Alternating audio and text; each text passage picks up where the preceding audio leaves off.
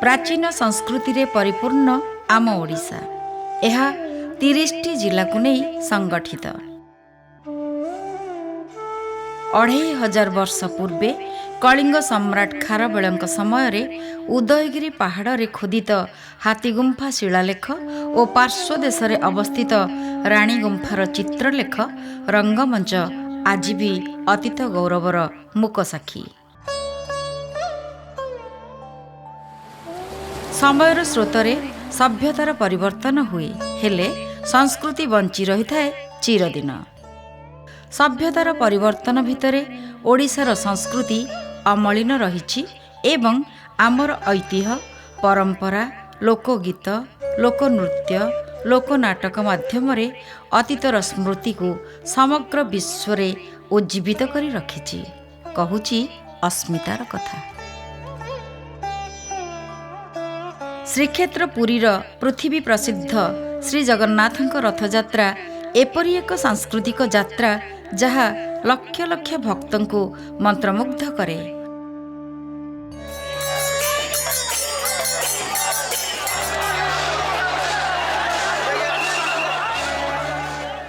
एही यात्रार विशेषत्व हेउछि बलभद्र जगन्नाथ और सुभद्रा श्रीमंदिररू बाहरी गुंडीचा मंदिर को जीवा समय जाति धर्म वर्ण निर्विशेष समस्ते तीनी ठाकुर को चर्म चक्षुरे देखिपारती एवं मुग्ध हुअन्ति। तेणु कुहाଯାଏ रथितो वामनं दृष्ट्वा पुनर्जन्म न विद्यते।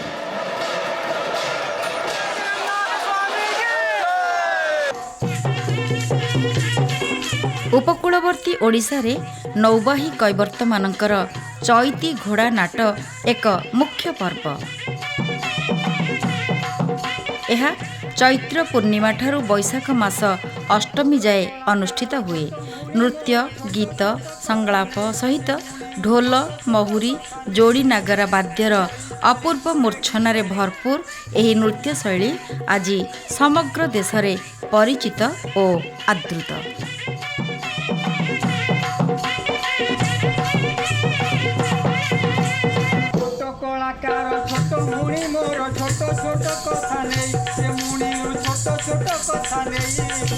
चैताली सुरे गीत गाउଥାଏ ढोल महुरी बजे।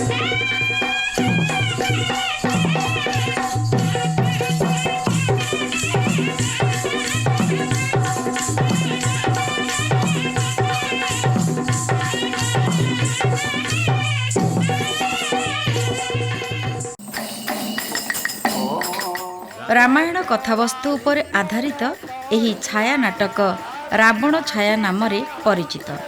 1800 शताब्दी रे अनुगुल जिलार ओडस ग्राम वासुदेव दास काठीनंद दास और कोल्हचरण साहू राज्य एवं देशर विभिन्न अंचल रावण छाया नृत्य परिवेषण करी सुख्याति अर्जन करिसंती।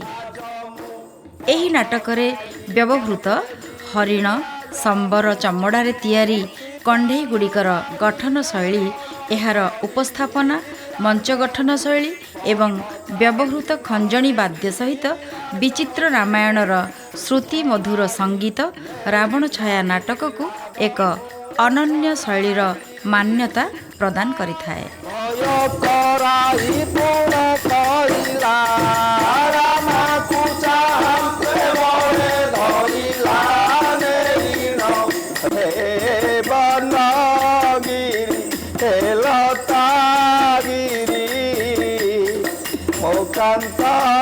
गले मृग मारी आज मु पथ छाड़ी न देवी आज मु सीता न छाड़िले रण करिबी आज मु पथ छाड़ी न देवी आज मु ओहारी नेई भांगिला धनु छड़ाई।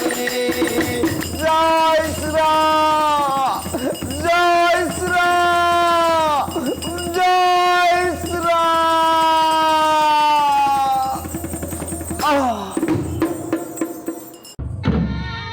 ଓଡ଼ିଶାର ମୟୂରଭଞ୍ଜରେ ଅଭିନୀତ ବିଶ୍ୱବିଖ୍ୟାତ ଛଉ ନାଚ ଦେଶ ବିଦେଶରେ ଏକ ସ୍ୱତନ୍ତ୍ର ସ୍ଥାନ ଅଧିକାର କରିପାରିଛି।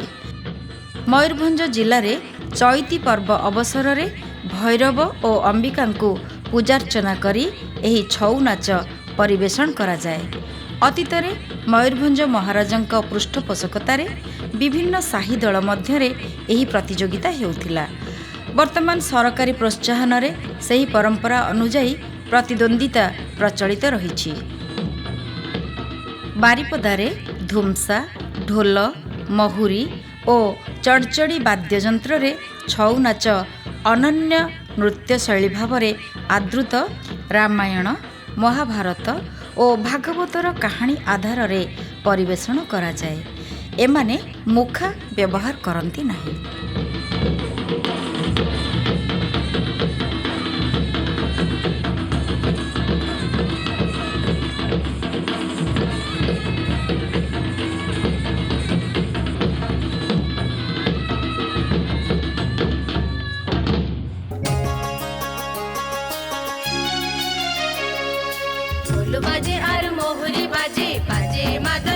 ଗୀତ, ବାଦ୍ୟ ଓ ନୃତ୍ୟ ଆଧାରିତ ଝୁମର ଏକ ଆକର୍ଷଣୀୟ ଯୁଗ୍ମ ନୃତ୍ୟ।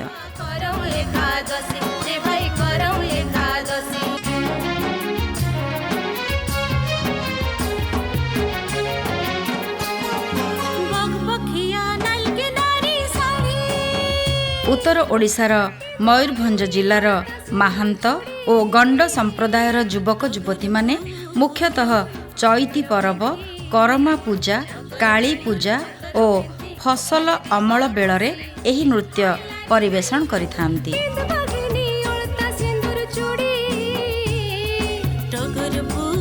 ଏହି ନୃତ୍ୟର ବିଶେଷ ଆକର୍ଷଣ ବାଦ୍ୟ, ମଣ୍ଡାର, ଢୋଲ, ନାଗରା ଓ ବଂଶୀର ମଧୁର ସ୍ୱନ।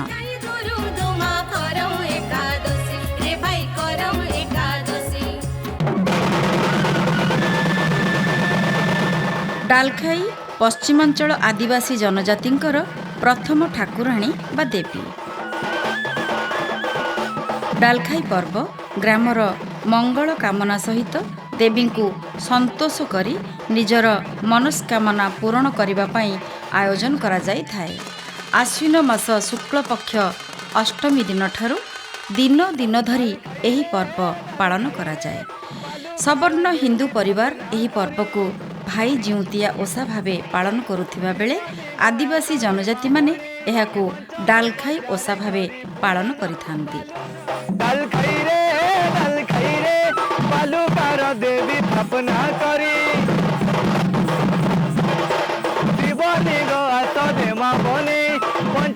ପଚାରି କରି ପୂଜନ ବାଲୁ ଧରି ସାଙ୍ଗ ଚାଲ ଜୀବନ ଦୁର୍ଗା କୁଟି କର ତିଆରି ହାତ ସବୁଜା ମନେ ତୁମରି ଜୟ ମାଗ ନବ ଦୁର୍ଗା ଜୟ ମାଗ ନବ ଦୁର୍ଗା ଭାଇ କେ ସୁଖେ ରଖିତା ଏ ଭୂତ ସାହା କର ବୁଆ କେ ଡାଲ କଇରେ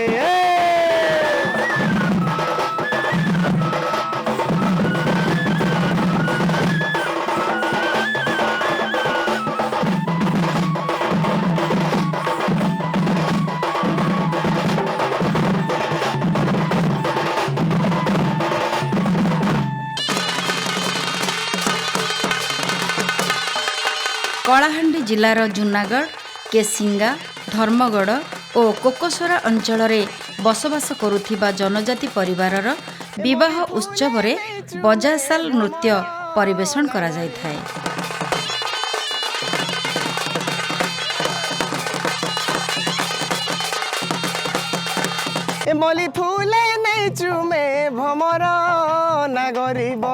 ଏହି ନୃତ୍ୟରେ ବାଜାବାଲାଙ୍କ ଭୂମିକା ଅତ୍ୟନ୍ତ ଗୁରୁତ୍ୱପୂର୍ଣ୍ଣ।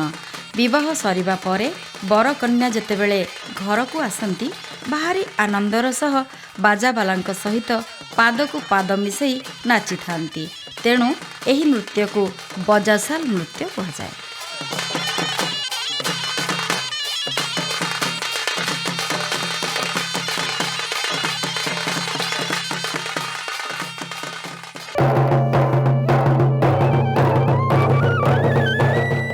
ବଲାଙ୍ଗୀର, ରାୟଗଡ଼ା, କନ୍ଧମାଳ ଓ ଗଜପତି ଜିଲ୍ଲାରେ ବସବାସ କରୁଥିବା ଆଦିବାସୀ କନ୍ଧ ଜନଜାତିର ଡାପ ନୃତ୍ୟ ଖୁବ୍ ପ୍ରାଚୀନ। ଗୋଲାକାର କାଠରେ ମାଙ୍କଡ଼ ଚମଡ଼ାରେ ଆବୃତ ଗୋଟିଏ ଆଦିମ ବାଦ୍ୟର ନାମ ଅନୁସାରେ ଏହି ନୃତ୍ୟକୁ ଡାପ ନୃତ୍ୟ ଓ ସେମାନେ ଗାୟନ କରୁଥିବା ଗୀତକୁ ଡାପ ସଙ୍ଗୀତ କୁହାଯାଏ।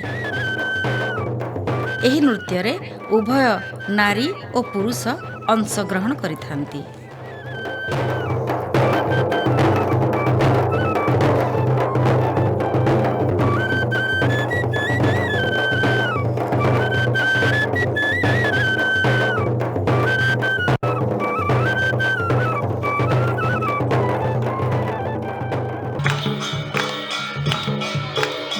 ଦଣ୍ଡନାଟ ବହୁ ପ୍ରାଚୀନ ଲୋକନାଟ୍ୟ କଳା। ଏହି ପାରମ୍ପରିକ ଲୋକନାଟ୍ୟ ଗଞ୍ଜାମ ଓ କନ୍ଧମାଳ ଜିଲ୍ଲାରେ ଗଣପର୍ବ ଭାବରେ ପାଳନ କରାଯାଏ। ଚୈତ୍ର ମାସ ମହାବିଷୁବ ସଂକ୍ରାନ୍ତିର 21 ଦିନ ପୂର୍ବରୁ ଆରମ୍ଭ ହୋଇ ସଂକ୍ରାନ୍ତି ଦିନ ଉଦ୍ଯାପିତ ହୋଇଥାଏ।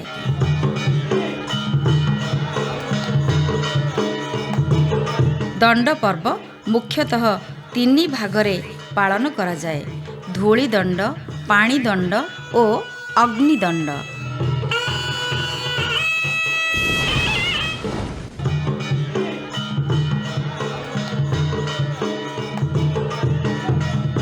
ଦଣ୍ଡୁଆମାନେ ନିଜର ମନସ୍କାମନା ପୂରଣ କରିବା ପାଇଁ ଏହି ପର୍ବ ଆରମ୍ଭରୁ ସମାପ୍ତି ପର୍ଯ୍ୟନ୍ତ କଠୋର ବ୍ରତ ପାଳନ କରିଥାନ୍ତି। ଶୈବ ଓ ଶାକ୍ତ ଧର୍ମ ଉପରେ ଆଧାରିତ ଏହି ଦଣ୍ଡ ନାଟରେ ଦଣ୍ଡୁଆମାନେ ନିଷ୍ଠାର ସହିତ ଏହି ପର୍ବ ପାଳନ କରନ୍ତି।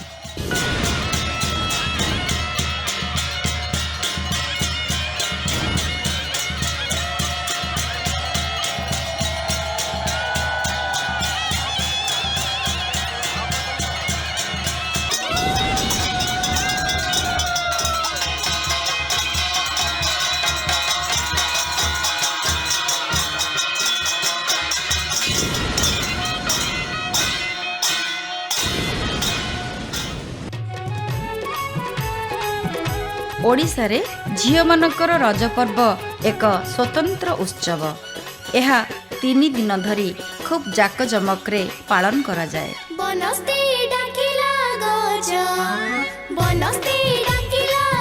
ଝିଅମାନେ ରଜ ଦୋଳିରେ ଦୋଳି ଖେଳି ଆନନ୍ଦ ଓ ଉଲ୍ଲାସରେ ନାଚ ଗୀତ ଓ ଭୋଜିରେ ଏହି ଉତ୍ସବର ଆନନ୍ଦ ଉପଲବ୍ଧି କରନ୍ତି।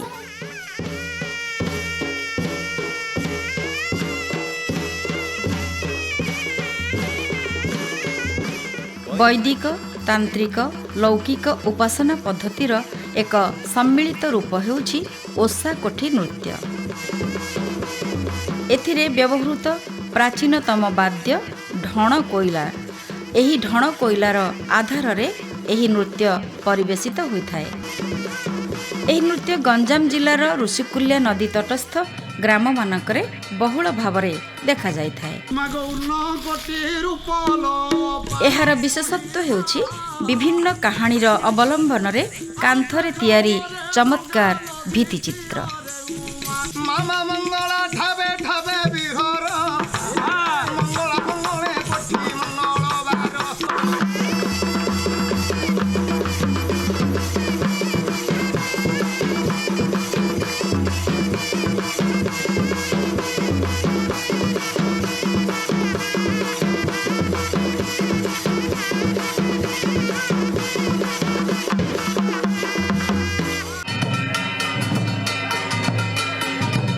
କନ୍ଧମାଳ ଜିଲ୍ଲାର ବିଶିପଡ଼ା ଗ୍ରାମରେ 1835 ସାଲରୁ ଅଦ୍ୟାବଧି ପାଳନ କରାଯାଉଥିବା ଲଙ୍କାପୋଡ଼ି ଯାତ୍ରା ବିଶ୍ୱ ପ୍ରସିଦ୍ଧ।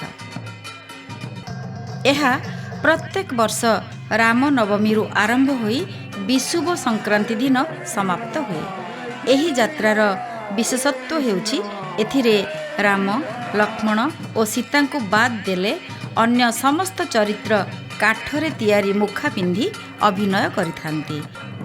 ଉଦ୍ଯାପନ ଦିବସରେ ଲଙ୍କାପୋଡ଼ିର ଦୃଶ୍ୟ ଦେଖିବା ପାଇଁ କଳିଙ୍ଗା ଘାଟିର ଚାରିପାଖରେ ସହସ୍ରାଧିକ ଆଦିବାସୀଙ୍କ ସମେତ ବହୁ ଦର୍ଶକଙ୍କ ଭିଡ଼ ଏଠାରେ ଲାଗି ରହେ।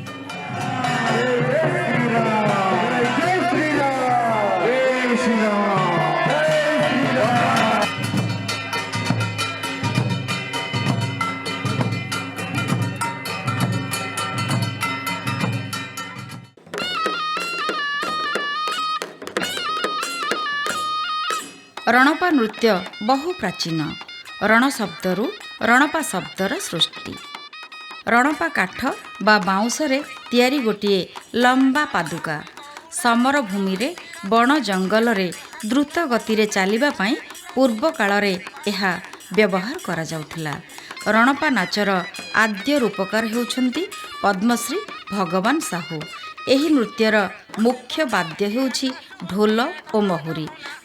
ଆମ ବୀର ପାଇକମାନେ କାଳେ ଏହି ରଣପା ପିନ୍ଧି ବଣ ଜଙ୍ଗଲ ମଧ୍ୟରେ ଯୁଦ୍ଧ କରୁଥିଲେ।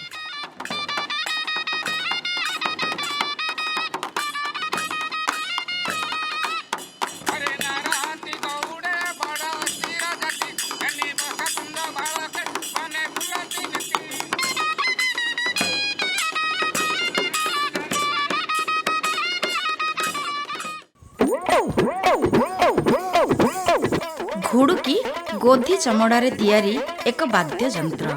ଏହି ନାମରେ ଏହି ନାଟର ନାମ ଘୁଡୁକି ନାଟ। ଏହି ବାଦ୍ୟ ବଜାଇବା ବେଳେ ଏକ ଶ୍ରୁତି ମଧୁର ଘୁଡୁ ଘୁଡୁ ଶବ୍ଦ ସୃଷ୍ଟି ହୋଇଥାଏ। ସେହି ଶବ୍ଦ ଅନୁସାରେ ସମ୍ଭବତଃ ଏହାକୁ ଘୁଡୁକି ବାଦ୍ୟ କୁହାଯାଏ।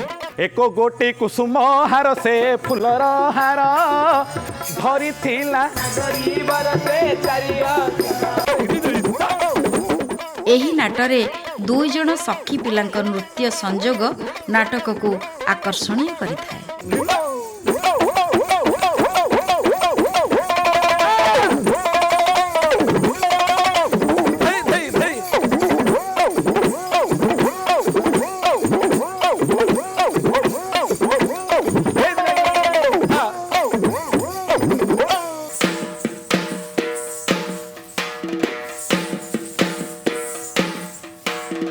ବାଘନାଟ ଦକ୍ଷିଣ ଓଡ଼ିଶାର ଗଞ୍ଜାମ, କନ୍ଧମାଳ ଓ କୋରାପୁଟ ଜିଲ୍ଲାରେ ଠାକୁରାଣୀ ଓ ଦଶହରା ଯାତ୍ରା ବେଳେ ପରିବେଷଣ ହୋଇଥାଏ। ଏହି ନାଟ ଧର୍ମ ଭିତ୍ତିକ। ନିଜର ମନସ୍କାମନା ପୂରଣ କରିବା ପାଇଁ ବାଘ ବେଶରେ ନିଜକୁ ସଜାଇ ଦେବୀଙ୍କ ଆଗରେ ନୃତ୍ୟ ପରିବେଷିତ ହୋଇଥାଏ। ଚାଙ୍ଗୁ ଓ ତୁରୀ ବାଦ୍ୟର ତାଳେ ତାଳେ କଳାକାର ଏକ ସ୍ୱତନ୍ତ୍ର ଶକ୍ତିର ଅଧିକାରୀ ହୋଇଥାନ୍ତି ଏବଂ ଦୀର୍ଘ ସମୟ ଧରି ଏହି ନୃତ୍ୟ ପରିବେଷଣ କରିପାରନ୍ତି। ବାଘନାଟ ଓଡ଼ିଶାର ଲୋକକଳା ନାଟର ଏକ ସ୍ୱତନ୍ତ୍ର ପରିଚୟ।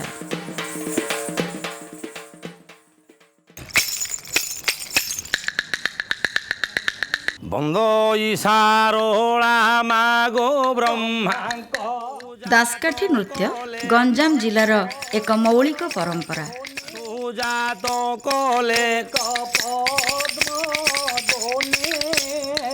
ମା ନାଟା କେଡ଼େ ସୁଆଦ କେଡ଼େ ମିଠା ଜାଣିଛୁ ନା?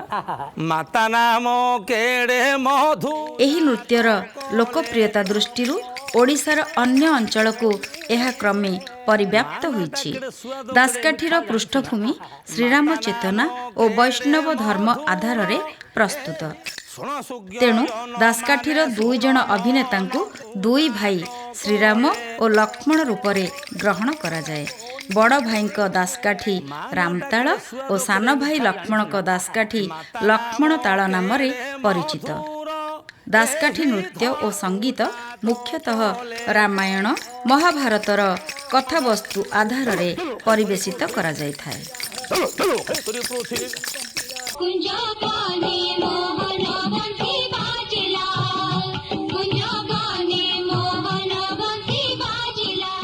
ରାଧାକୃଷ୍ଣ ଓ ଗୋପାଙ୍ଗନାମାନଙ୍କ ଅପୂର୍ବ ପ୍ରେମଲୀଳାର କଥାବସ୍ତୁ ଉପରେ ଆଧାରିତ ରାସଲୀଳା।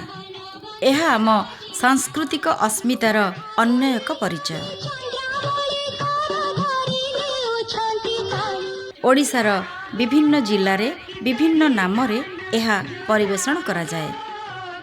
ପୁରୀରେ ଏହାର ଏକ ସ୍ୱତନ୍ତ୍ର ପରିଚୟ ରହିଛି।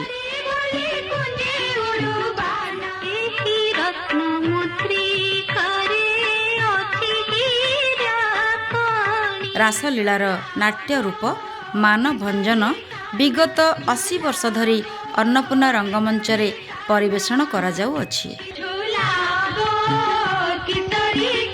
ରାସଲୀଳାର ଅଗ୍ରଗଣ୍ୟ ଗୁରୁମାନେ ହେଲେ ମୋହନ ସୁନ୍ଦର ଗୋସ୍ୱାମୀ, ଗୋବିନ୍ଦ ସୁରଦେବ ଓ କବିଚନ୍ଦ୍ର କାଳିଚରଣ ପଟ୍ଟନାୟକ।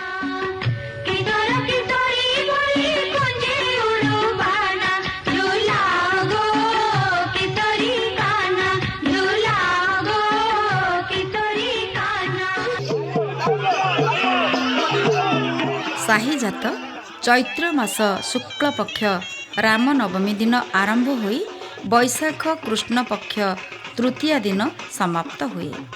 9 ଦିନ ବ୍ୟାପୀ ଅନୁଷ୍ଠିତ ଶ୍ରୀକ୍ଷେତ୍ରରେ ଏହି ମହାପର୍ବରେ ପୁରୀର 7 ଗୋଟି ସାହିର ଶିଳ୍ପୀମାନେ ରାମାୟଣର ବିଷୟବସ୍ତୁ ଆଧାରରେ ଶ୍ରୀରାମଙ୍କ ଜନ୍ମଠାରୁ ରାବଣ ବଧ ଯାଏଁ ବିଭିନ୍ନ ଉପାଖ୍ୟାନ ମାଧ୍ୟମରେ ନୃତ୍ୟ ପରିବେଷଣ କରିଥାନ୍ତି। ଗବେଷଣାରୁ ଜଣାଯାଏ ସାହିଜାତ 1230 ଖ୍ରୀଷ୍ଟାବ୍ଦରେ ଆରମ୍ଭ ହୋଇଥିଲା। ମାଣବସା ଗୁରୁବାର ଓଡ଼ିଶାର ବିବାହିତା ନାରୀମାନଙ୍କର ଏକ ଅନନ୍ୟ ଓ ଅମୂର୍ତ୍ତ ପୂଜା। ମାର୍ଗଶିର ମାସ ଗୁରୁବାର ଦିନଗୁଡ଼ିକରେ ଏହି ପୂଜା ଅନୁଷ୍ଠିତ ହୋଇଥାଏ। ଏହାର ବିଶେଷତ୍ୱ ହେଉଛି ମାଣ ଭର୍ତ୍ତି ନୂତନ ଧାନ ମାଙ୍କୁ ଅର୍ପଣ ପୂର୍ବକ ବିଭିନ୍ନ ପିଠାପଣା ସହ ବଳରାମ ଦାସଙ୍କ ରଚିତ ଲକ୍ଷ୍ମୀ ପୁରାଣ ଗାନ କରି ମହିଳାମାନେ ପରିବାରର ମଙ୍ଗଳ କାମନା କରିଥାନ୍ତି।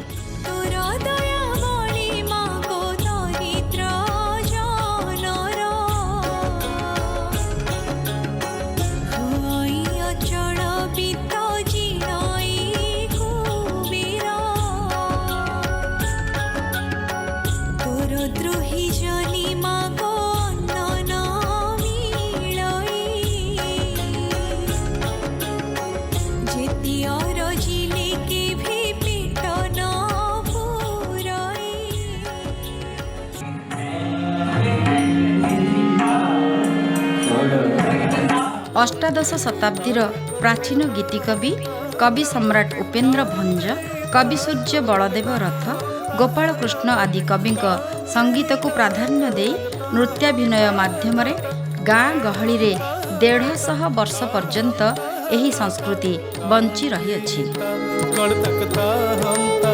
ଗୋଟିପୁଅ ନୃତ୍ୟ ପ୍ରଥମେ 4 ଜଣ ନୃତ୍ୟଶିଳ୍ପୀଙ୍କ ମଧ୍ୟରେ ସୀମାବଦ୍ଧ ରହିଥିଲା।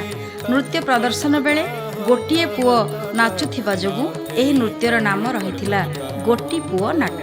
ପରବର୍ତ୍ତୀ କାଳରେ ଏଥିରେ ବନ୍ଧ ନୃତ୍ୟର ପ୍ରୟୋଗ ଫଳରେ ନୃତ୍ୟଶିଳ୍ପୀମାନଙ୍କ ସଂଖ୍ୟା 10 ଜଣରେ ପହଞ୍ଚି ନୃତ୍ୟକୁ ଅଧିକ ଆକର୍ଷଣୀୟ କରାଯାଇପାରିଲା। ବନ୍ଧ ନୃତ୍ୟର ସଫଳ ପ୍ରୟୋଗ ଯୋଗୁଁ ଆଜି ଏହି ନୃତ୍ୟ ବିଶ୍ୱ ପ୍ରସିଦ୍ଧ।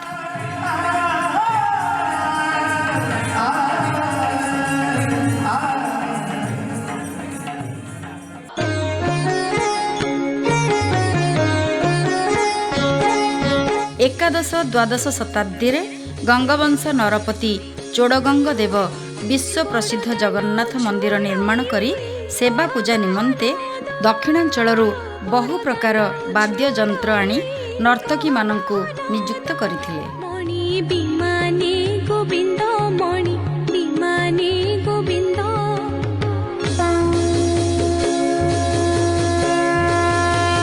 ଜଗନ୍ନାଥ ମନ୍ଦିରରେ ନିଯୁକ୍ତ ଏହି ଦେବଦାସୀ ସମ୍ପ୍ରଦାୟ କ୍ରମେ ମାହାରୀ ନାମରେ ପରିଚିତ ହେଲେ ଏବଂ ମାହାରୀ ନୃତ୍ୟ ଆମ ଜଗନ୍ନାଥଙ୍କର ପ୍ରିୟ ନୃତ୍ୟ।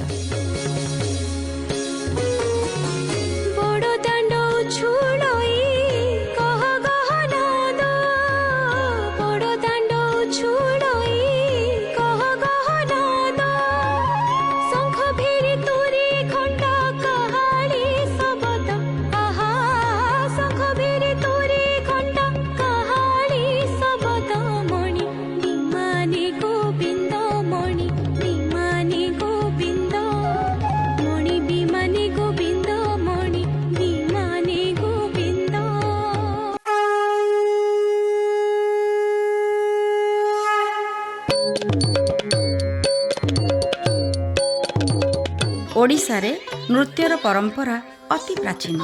ଏହାର ବଳିଷ୍ଠ ପ୍ରମାଣ ଖ୍ରୀଷ୍ଟପୂର୍ବ 2ୟ ଶତାବ୍ଦୀରେ ଭୁବନେଶ୍ୱର ସ୍ଥିତ ଉଦୟଗିରି ଗୁମ୍ଫାରେ ନର୍ତ୍ତକୀମାନେ ନୃତ୍ୟ ପ୍ରଦର୍ଶନର ଦୃଶ୍ୟ ଦେଖିବାକୁ ମିଳେ। ଏବେ ଓଡ଼ିଶାରେ ପ୍ରଚଳିତ ଶାସ୍ତ୍ରୀୟ ନୃତ୍ୟର ନାମ ଓଡ଼ିଶୀ ନୃତ୍ୟ ଏବଂ ନାମଟି ଦେଶ ସ୍ୱାଧୀନତା ଲାଭ ପରେ ପ୍ରବର୍ତ୍ତିତ ହୋଇଅଛି। ଏହାର ପ୍ରାଚୀନ ନାମ ଓଡ୍ର ନୃତ୍ୟ। ଭରତ ମୁନି ତାଙ୍କ ନାଟ୍ୟଶାସ୍ତ୍ରରେ ଏହି ନୃତ୍ୟ ଶୈଳୀକୁ ଓଡ୍ର ମାଗଧୀ ଶୈଳୀ ଭାବରେ ଉଲ୍ଲେଖ କରିଛନ୍ତି। ଓଡ଼ିଶୀ ନୃତ୍ୟର ପ୍ରାମାଣିକ ଗ୍ରନ୍ଥ ଅଭିନୟ ଚନ୍ଦ୍ରିକାରେ ଏହାକୁ ଓଡ଼ିଶୀ ନୃତ୍ୟ ଭାବେ ଅଭିହିତ କରାଯାଇଅଛି। ସୁଲଳିତ ସଙ୍ଗୀତ, ଅପୂର୍ବ ନୃତ୍ୟ ଶୈଳୀ ଓ ସୁମଧୁର ବାଦ୍ୟ ଧ୍ୱନିରେ ପରିବେଶିତ ଏହି ଓଡ଼ିଶୀ ନୃତ୍ୟ ଆଜି ସମଗ୍ର ବିଶ୍ୱକୁ ଚମତ୍କୃତ କରିପାରିଛି। ଓଡ଼ିଆ ଅସ୍ମିତାକୁ ଏକ ସ୍ୱତନ୍ତ୍ର ପରିଚୟ ପ୍ରଦାନ କରିପାରିଛି।